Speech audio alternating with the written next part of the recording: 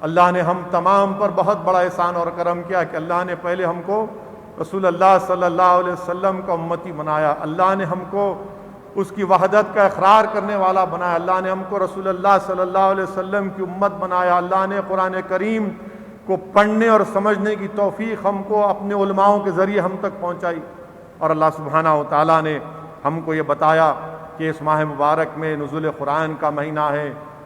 شیطانوں کو زنجیروں سے جکڑ دیا جاتا ہے، جہنم کے دروازوں کو بند کر دیا جاتا ہے، جنت کے دروازوں کو کھول دیا جاتا ہے، روزے دار کی جزا اللہ خود کہہ رہا ہے کہ میں دوں گا۔ اس سے بڑی خوشخبری اور کیا ہو سکتی ہے کہ ایک روزے دار کی جزا اللہ خود دینے والا ہے۔ میرے عزیز دوستوں اور بزرگوں، وہیں پر تنبیہ الغافلین میں بلکہ تنبیہ الغافلین میں اور مسند امام احمد بن حنبل میں بھی حدیث شریف لکھی گئی کہ 4 ایسے اعمال ہیں جن کو آپ نیکیاں کر دیتے ہیں اور اس کے بعد اگر آپ صحیح راستے پر صراط مستقیم پر نہیں چلتے تو آپ کی نیکیاں قبول نہیں ہوتی۔ ایک وہ مجاہد جو جہاد میں شرکت کیا اور غازی بن کر لوٹا اور اس کے بعد اس نے نیک کام نہیں کیے تو اس کا جہاد ختم ہو جاتا ہے، اس کی نیکیاں۔ اور پھر وہ دوسرا کہ جو حج کرتا ہے اور ایک فرض حج کرنے کے بعد مزید ثواب کے لیے اپنے آپ کو نیک عمل میں مصروف نہیں رکھ سکا، اس کا وہ حج عدم قبولیت کی علامت بن سکتا ہے۔ تیسرا وہ شخص جو بیمار ہے اور بیمار کے بعد شفا ہو گئی اور اللہ سبحانہ و تعالیٰ نے اس کو صحت دے دی تو پھر آپ بھول گئے اور پھر گناہوں پہ آ گئے تو پھر آپ پریشانی میں آ گئے۔ روزے دار ہے، روزہ آپ پر الحمدللہ پورے رمضان کے مہینے رہتے ہیں اور پھر سال کے 11 مہینے وہی پرانی روش پہ آ گئے تو پھر کوئی فائدہ نہیں۔ میرے عزیز دوستو، روزہ ایک ڈھال ہے، روزہ نفس پہ کنٹرول کرنے کا ایک ڈھال ہے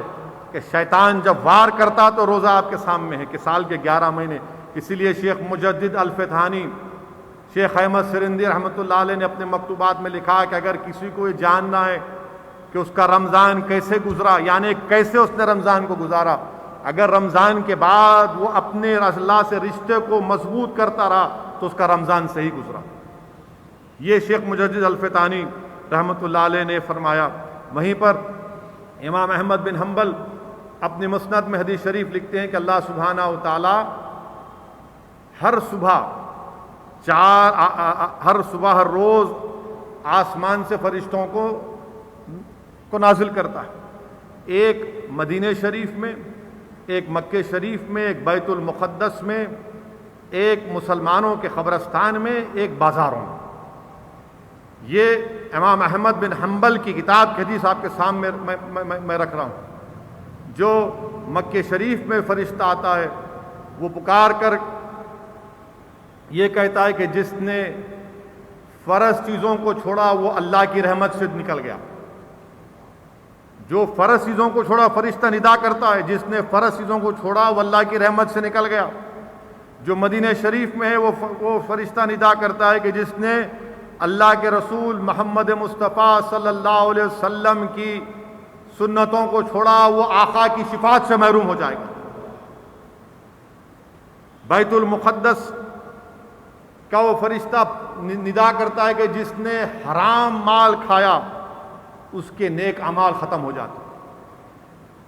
چوتھا فرشتہ جو بازار میں اترتا ہے، جو قبرستان میں اترتا ہے، وہ پکار کر کہتا ہے ان مردوں سے جو قبروں میں، بتاؤ تمہاری خوشی اور غم کا کون سا دن تھا؟ تو وہ پکار کر مردے کہتے ہیں کہ ہمارے خوشی کا دن، سرور کا دن وہ تھا جب ہم نے قرآن کلام پاک کو پڑھا، قرآن کلام پاک کی تلاوت سنی، علماؤں کی مجلس میں بیٹھا اور رسول رحمت صلی اللہ علیہ وسلم پر درود و سلام کے نذرانے پیش کیے۔ ہمارا غمگین وقت وہ ہوئے کہ ہم نے اپنی عمر کو پوری ضائع کر دیا۔ اور پھر چوتھی زمانے جو بازار میں جو فرشتہ آتا ہے وہ ندا لگاتا ہے کہ اللہ کے روب کو جانو، اللہ گناہگار کو سزا دینے کا حق رکھتا ہے، مگر اللہ تم کو گناہگاروں کو سزا اس لیے نہیں دے رہا ہے کیونکہ تمہارے درمیان میں وہ نوجوان ہیں جو اللہ سے ڈرتے ہیں، تمہارے درمیان میں دودھ پیتے بچے ہیں، اللہ ان کی وجہ سے تم پر سزا نہیں دے رہا۔